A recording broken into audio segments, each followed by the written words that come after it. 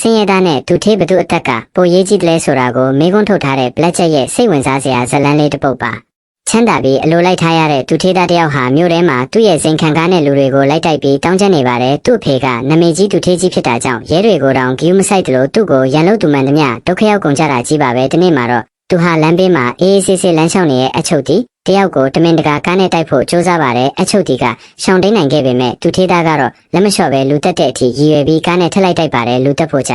အိုးစားရင်မတော်တဆမှုတစ်ခုဖြစ်သွားပါတယ်လွတ်လာတဲ့အဝတ်တစ်ခုကဒုထေးသားရဲ့မျက်မှန်ကိုဖုံးသွားခဲ့ပြီးကားကိုအရှိန်နဲ့ဆိုးဆိုးရွားရွားတိုက်မိပါတော့တယ်တင်းကြကြချင်းဒုထေးကြီးကဆေးရုံကိုအပြေးလွှားရောက်လာပြီးဆရာဝန်တွေကိုချင်းချောက်ပါတော့တယ်ငါသားကိုဘလောက်ကုန်ကုန်ခဲ့ကြဆမ်းမကင်နိုင်ရင်ဒီဆေးရုံကလူတွေအကုန်တေဖို့တာပြင်ထားဆိုပြီးတော့ပေါ့ဒါပေမဲ့ဒုထေးသားကတော့အယိုးတွေအကုန်ကြီးကိုရင်းအင်္ဂါတွေပျက်စီးပြီးတေလူနီးပါးဖြစ်နေပါပြီနောက်ဆုံးမှာနမေကြီးခွဲစိတ်ဆရာဝန်ဘလက်ချက်ကိုခေါ်လိုက်ရပါတယ်ဘလက်ချက်ကလည်းဒီလူနာဟာကယ်ဖို့မျှော်လင့်ချက်မရှိတော့ဘူးလို့ပြောပေမဲ့ဒုထေးကြီးကပေးမထွက်ပဲအတင်းချက်ကယ်ခိုင်းပါတယ်အဲ့ဒီမှာဘလက်ချက်ကခနာကိုလူမဲ့သူရှိရင်တော့ကယ်နိုင်ကောင်းကယ်နိုင်လိမ့်မယ်လို့အကြံပေးလိုက်ပါတယ်ဒုထေးကြီးဟာရုံမာစွာနဲ့ပဲအပြစ်မရှိတဲ့အချုပ်တီကိုအကွက်ဆင်ဖမ်းဆီးပြီးခွဲစိတ်ခန်းထဲကိုအတင်းချက်ခေါ်ဆောင်လာခဲ့ပါတယ်ခွဲစိတ်ခန်းထဲမှာဘလက်ချက်ကလူကုန်လုံးကိုအပြင်းထွက်ခိုင်းပြီးတယောက်တည်းခွဲစိတ်မှုကိုပြုလုပ်ပါတယ်နိုင်ရီပေါင်းမီ